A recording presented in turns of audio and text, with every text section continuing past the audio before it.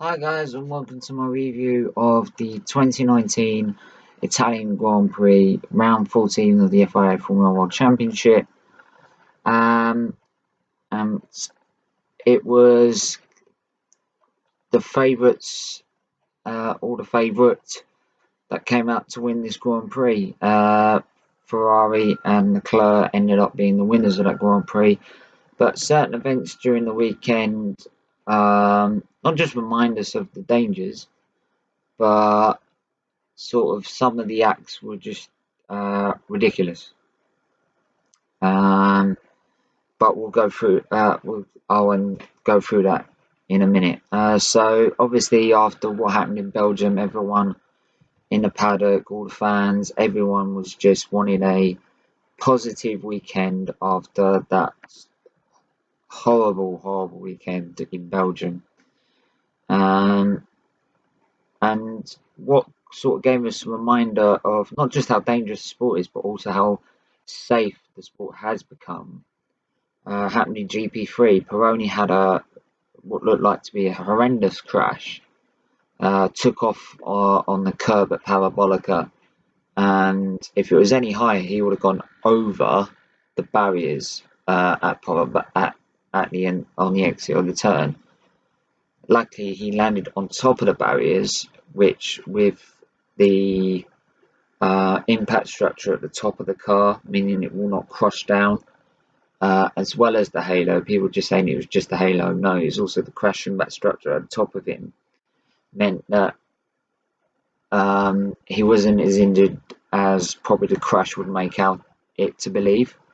Uh, and actually, he just climbed back out the car with no injuries whatsoever, which just gave everyone a positive reminder of how safe now the sport is compared to the old days, where deaths were more frequent. So, like I said, Ferrari were favourites. They had a low drag car, low downforce, so over one lap, they were quicker than the Mercs, quicker than anyone on the circuit. But obviously, the Mercs will try their best in qualifying to outpace them. One of the ways they can do that is slipstreaming.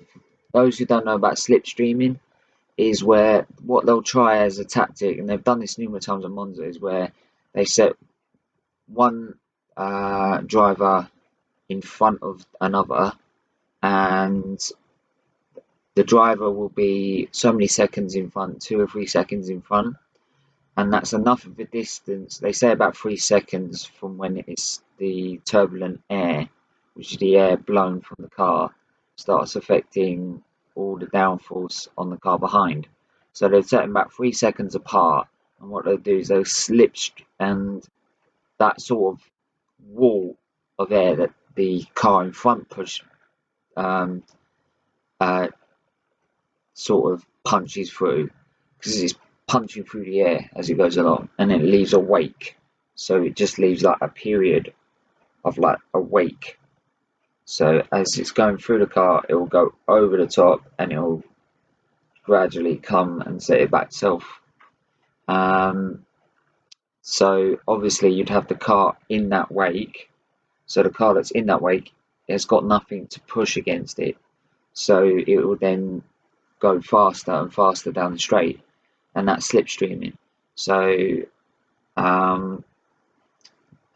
they did their first ones in Q3, trying this tactic. McLaren did it very well to get into Q3, and obviously one driver will do it, and then he'd back off, and then the next driver will do it on the next lap for his teammate. And everyone, with about 2 minutes remaining, everyone was still waiting for the final run, who was going to blink first. No one wanted to be the first one across because they'd give a slipstream to the rest of them. And this meant that everyone left with about a minute and 45 seconds to do a slow lap. Now, by the time they've got round the first chicane, they've got about a minute and 30 left. So they need to start getting on with it. And they're too busy. Hulkenberg started initially by missing the first chicane. Everyone else went round the chicane. Hulkenberg and I think it was a McLaren who were in front um, were then blocking the circuit. They literally were blocking the circuit. Vettel was trying to wave them through, but then as soon as he waved them out of the way and got through, he then backed off. And then this happened all the way through like that. Gradually, as they're getting faster because they're realising they're running out of time, I knew about when they got to the final sector. The final sector takes 26 seconds flat out. They still had 25 seconds on the clock to be able to get round the lap in time. So some of them aren't going to make the time, right? Hamilton and Bottas are also in this as well. The Ferraris are all in this, all of them. In the end, Leclerc crossed the line, but he had a ruined lap. The lap was ruined. Sainz crossed the line, but he didn't do no better because his tyres were cold and everyone else had missed the cut, so they all just peeled back into the pits. It was a fast. It was absolutely one of the most embarrassing things in Formula One. The last embarrassing thing I can remember was 05 in Indianapolis, where only 6 cars started because of the problem with the Michelin tyres. So it meant 14 Michelin runners couldn't start the race and left 6 Bridgestone runners to start. That's how embarrassing it was. It literally was absolutely diabolical.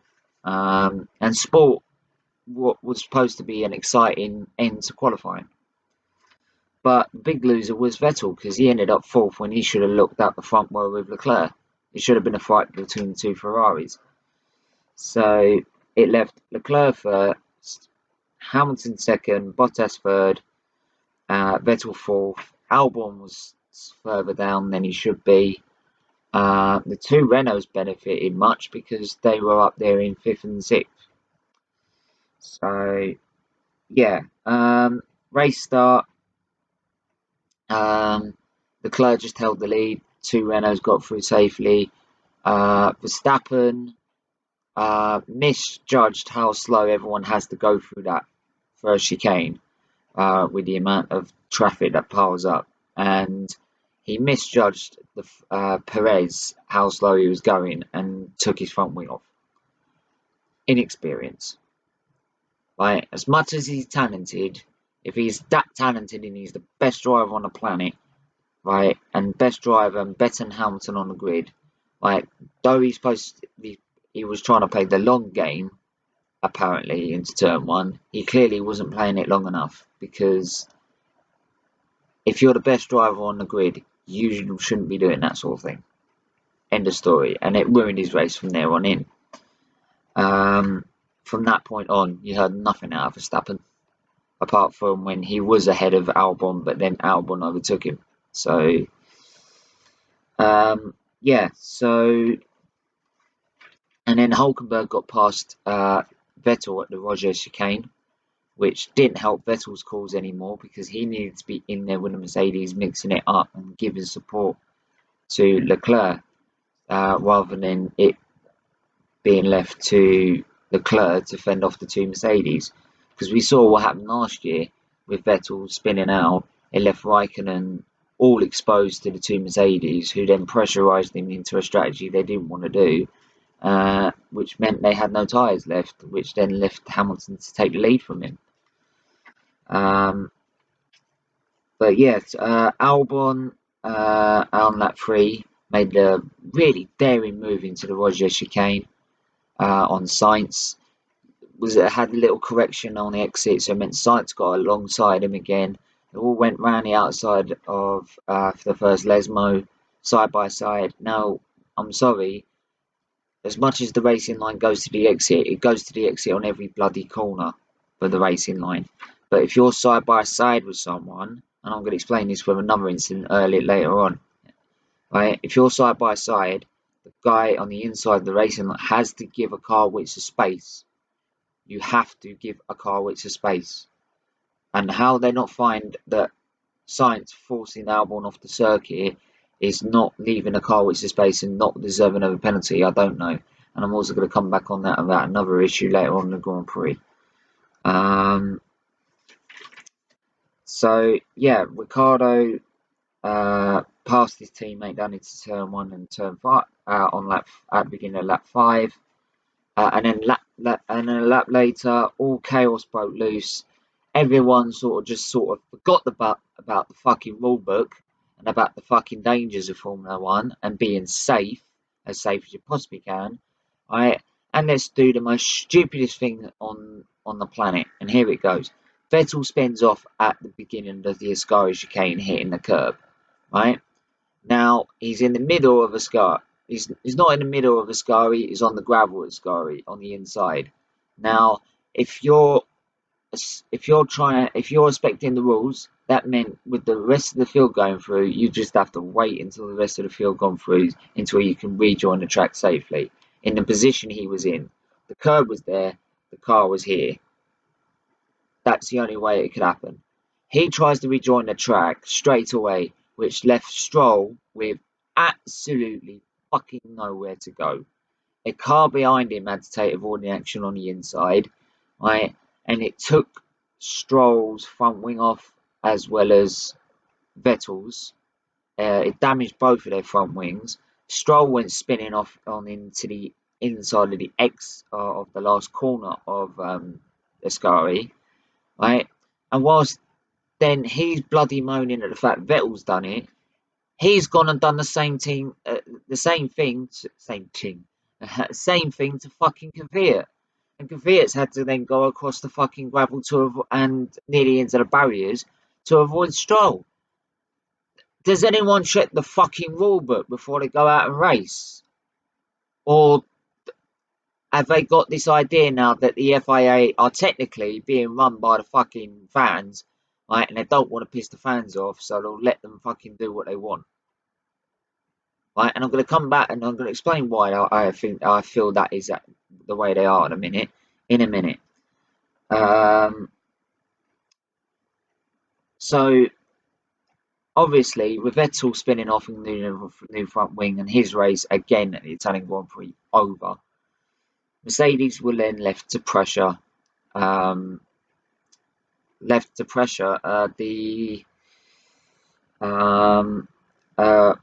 lone Ferrari of Leclerc. They tried this by pitting Hamilton early, forcing the Ferraris to go on the harder tyres rather than mediums because they did not perform well in practice on the medium tyre and perform better on the harder tyre apparently.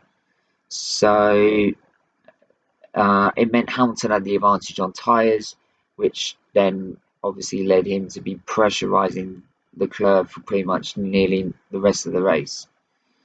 By the end of these pit stops, Hamilton was really close. By lap 23, he was literally about 3 tenths away. And as they pulled away from the first chicane, he got a really good exit compared to Leclerc and got the run on him. He then comes, and this is where I explain about alongside being a car with some space. He comes alongside Leclerc to the point Leclerc, if he looks right, he can fucking see him. He can fucking see him. Right? It's not one of those where he's halfway there and it's like, oh, you're in my blind spot. He's fucking alongside him so much he can fucking wave to him, right? And he forces and forces and forces until Hamilton is on the grass and about this far away from the fucking barriers.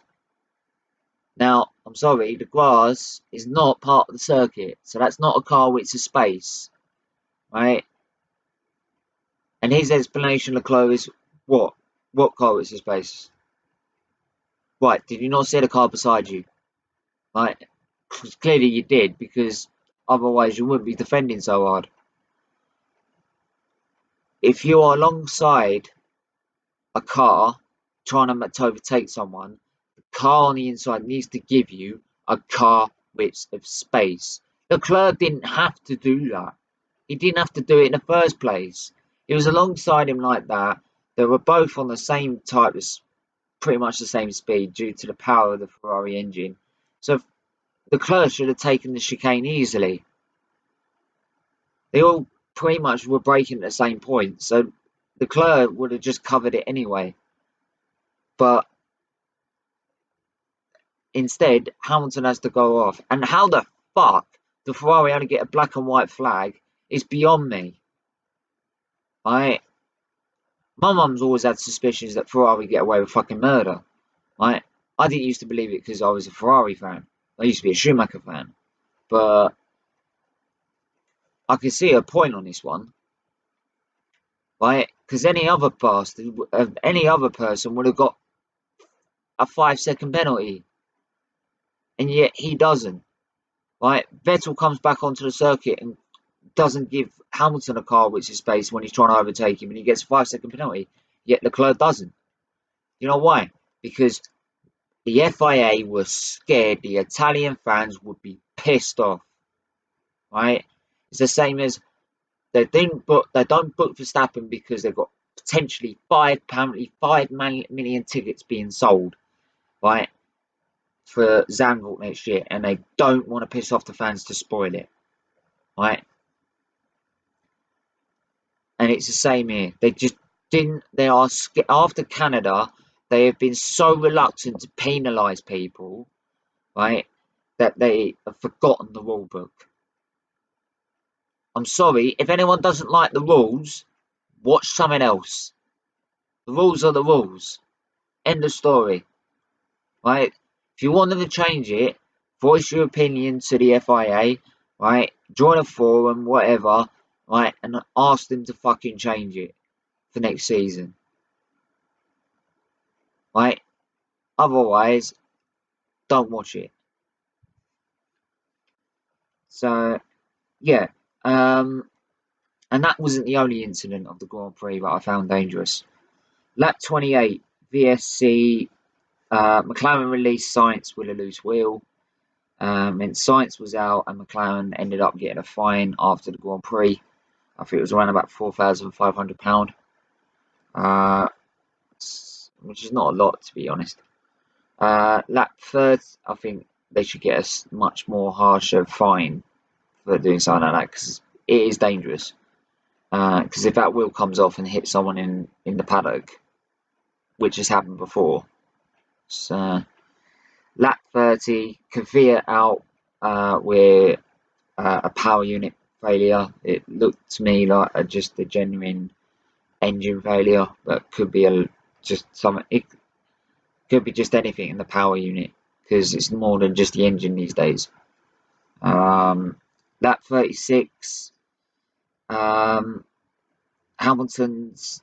We know how much pressure he puts on drivers when he's fighting for the lead, and it was relentless, and it forced eventually Leclerc into a mistake. He cut the chicane, which I think gave him enough advantage to keep the lead into turn 4. But Hamilton then obviously getting the better exit, and Leclerc having to cut the corner and cut over how he managed to go over the speed bumps and not damage the car is incredible. But it left Hamilton with another opportunity to go along side by side, and he tries to go dark down the inside. Leclerc cuts him off. He's literally this behind him, cuts him off, right? Then tries to go to the right. After obviously backing off, he's then had to lift a bit because Leclerc's drifted to the left as soon as he's seen him go left. Then he's tried to go to the right. Leclerc's done it again, gone to the right. Now, the last time that happened was 2016 with Rosberg. What happened? They took each other out. Right? I remember Hamilton got a fucking warning for doing weaving left and right when there was no one fucking behind him. When he was just trying to break a slipstream from someone who was even further behind him. And yet Leclerc gets fuck all. So I don't understand it. I literally don't understand it. When are the FIA going to start enforcing these fucking rules?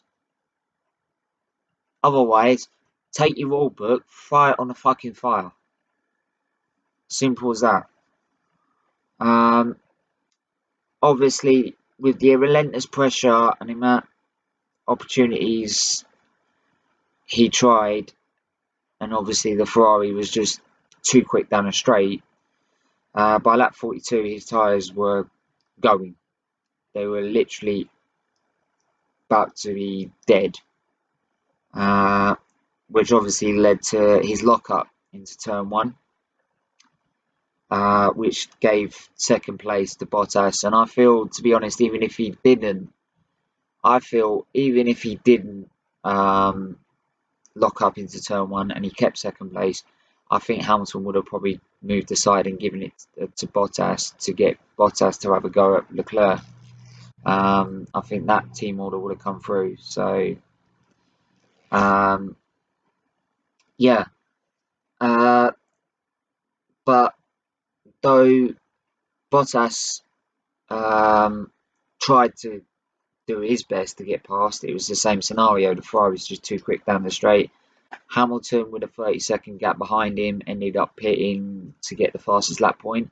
So that way, Bottas, his nearest challenger in the title, only gains 2 points, not 3. And Leclerc ended up winning the Grand Prix, which promoted him third in the championship. Obviously, doing it in a Ferrari, which is Ferrari's first home win since Alonso in 2010. Right, the celebrations are just mad. It's passionate. It's unbelievable. Right, and even when the Hamilton has not won the Grand Prix and has only finished on the podium and he's raced his heart out and he's done everything to entertain the fans, right? Same as Bottas has, they're fucking booing him. Right? They're fucking booing. They can't appreciate a fucking performance, right? All the Italian fans can fuck off, right? If all those Ferrari fans, Italian Ferrari fans, can fuck off. If you cannot appreciate someone performing their heart out and giving you an epic race like that, don't fucking turn up. Don't. Because booing is wrong. End of story. It's disrespectful.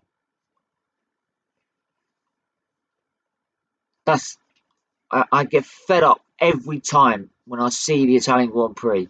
I see the fans there. I know they're passionate, right? I used to be a passionate Ferrari fan myself as a Schumacher fan. Loved every minute of it. But when Alonso won the title, I never booed him. When he beat Schumacher to the title, I didn't boo, right? When Hamilton lost the title unfairly in 2007, I didn't boo. Neither did I did it in 2010, 11, 12, 13. Right, all the times Hamilton hasn't won, all the times Schumacher hasn't won, I never did. So maybe they need to take a leaf out of my book.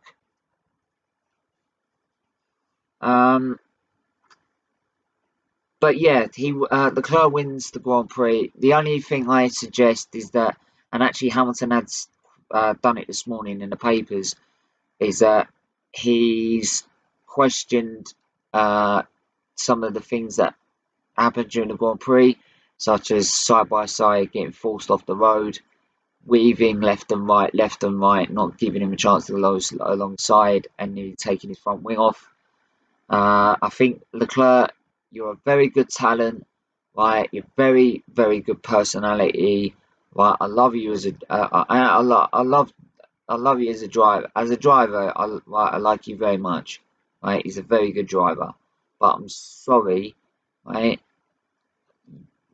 You need if you really felt what happened last week really impacted you, you wouldn't have driven like that. You wouldn't, because you would have respected the dangers there are in Formula One. If you really had if it had that much of an impact on you last week, you really, really would have respected the rules a lot more, right? And why the rules are in place. They were in place for safety, so that it's safe, hard racing. And I think Hamilton, right, and many other experienced drivers who are champions, maybe Alonso or Vettel, or even your teammate Vettel, might need to look at that video back and just go, look, you're a great driver. There's no need for that. There's no need for it. Right? We all want to win. We all want to win. Trust me, I love winning. I want to win, but there's a way to do it. Right? You don't need to do it because I know Leclerc's got the talent to do it, to take Hamilton on, to take Verstappen on. I know he can beat Verstappen. Like Verstappen just lose his head otherwise. Right? To take on the best and beat the best. He's doing it at the minute at Ferrari every time at Ferrari because I do feel at the minute the way it's going, Leclerc could end up being backed by Ferrari and Vettel could be like Kimi Raikkonen playing second hand and then ended up being dropped. I really do feel that, and he's that good. So yeah, so that's my review. Now, the answer to my question that I gave on the last video, right? The question was, before Kimi Raikkonen broke the record in 2018 for the fastest ever lap at in Formula One, who was the previous record holder? The previous fastest lap in Formula One record holder, who set the lap in 2004.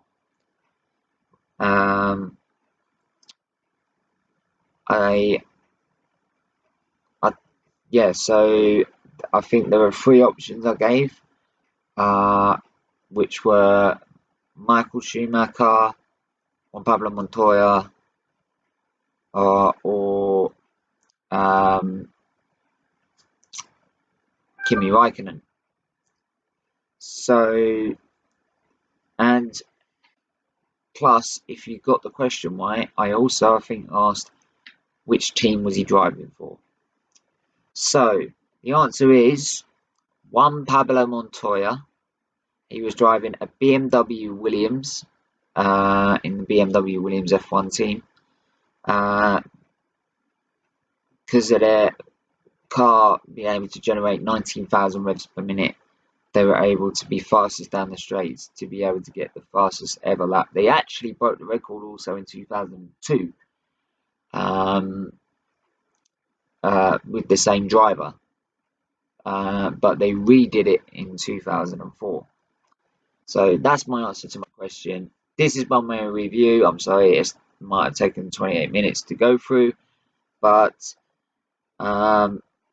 yeah, thrilling Grand Prix, farcical qualifying, and Ferrari finally get the home win that they have been waiting for 9 years.